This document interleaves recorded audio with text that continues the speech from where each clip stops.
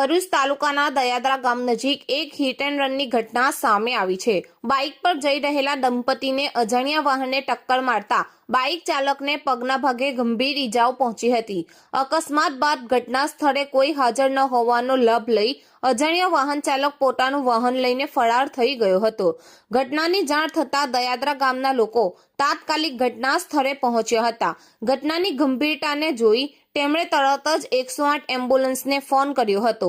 ઈજાગ્રસ્ત દંપતીને 108 એમ્બ્યુલન્સની મદદથી સારવાર અર્થે ભરૂચ સિવિલ હોસ્પિટલ ખાતે ખસેડવામાં આવ્યા હતા।